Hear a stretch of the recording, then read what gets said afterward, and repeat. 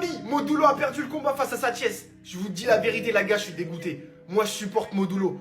Dans la défaite ou dans la victoire. Mais là, aujourd'hui, Sathies a été meilleur que lui. Regardez, regardez, on va analyser le combat ensemble. Quand j'ai vu ça, je me suis dit, ça y est, Modulo, il va gagner. Il a mis un jab, les gars, incroyable. Il s'est ressaisi, baf, directement, il était concentré. Mais à partir du moment où Sathies, il a commencé à frapper, regardez, il se bat, il se recroque-ventre sur lui-même. Du coup, Sathies, il en a profité pour pouvoir caler son bras juste en dessous de l'épaule. Pendant que, en fait, Modulo, il tapait la tête baissée. Et je pense que c'est ça qui lui aura coûté le combat.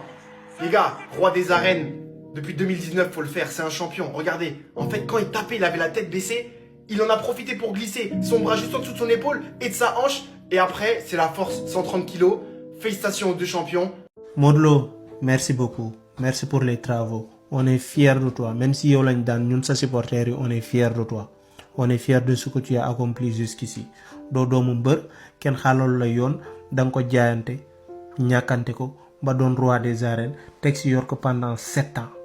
7 ans ken mënu la daan Yékini rek moko yor lu ëpp lool tek ci da nga yor roi des arènes ba pare yoré ke image bu rafet gëna rafetal image bi gëna yobbu roi des arènes fu sori yobbu ko à l'international yobbu ko Canal Plus yobbu ko fépp ci monde bi ba ñëpp di sétane lamb merci si Soumaré mom xamna duñ nang lool mais xam nañ né lamb yobbu nga ko fu sori té gaay ñoo la sut ëpp la nga daan leen ñom ñëpp yéeg ci kaw ba pare wacc di may boy chance merci.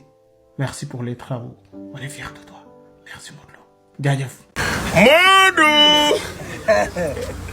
No roi bi sololoon nañu. Oh, roi boo xam ni danaan du ma bëree kii. Kii laay bëreel. Du ma maye chance. Du ma jël revanche. Du ma lii. ah loolu dérangé woon nañu. jàpp ñu duñu manipuler. mais nag combat yi ñu doon jël ay combat risque la bëri. des combats ñu feebar. ay combat risque la bëri Ama daa feebaroon. Ama Baldé. Boy Niang fit bi daa demoon. pression la bëree. Siteu moo daan Modou. Siteu moo daan Modou de. yaa may dégg. bu ñu demee ca yàlla suñu borom. yàlla bu ñu fa demee. barke alxuraan ñun ñëpp ñu toog. bis bu ñu demee ci yàlla. gi nga naa fekk bi lamb woote ci diggante Siteu ak Modou. yàllaa koy wane ci écran géant yi ne gis ngeen kii. ñoom ñaar maa leen di àtte kii moo daanoon. yow xam nga ne Modou champion la. Modou ñàkk na roi bi bu yàgg da ngeen koo fa tabatal rek. roi moom amatul woon parcelle ruu moo am parcelle. kan Modou Lo. bu bàyyiwul lamb booy dañ ko toroxal de. Modou Lo bàyyi. waaw bàyyi na kan lay bëre xanaa Doudou Sané. Doudou Sané man doo jël Doudou Sané. Je suis dégoûté. Voilà, il vient de perdre. C'est pas grave, ça reste notre champion en tout cas.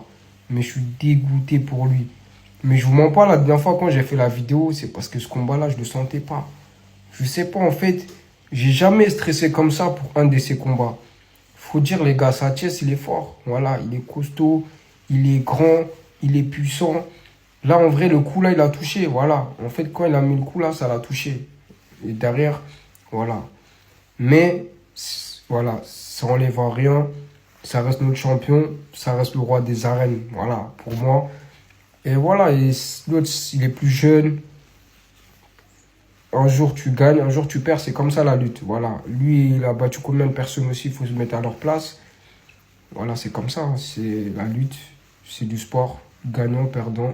Aujourd'hui, c'est lui qui a perdu. C'est comme ça, alhamdoulilah.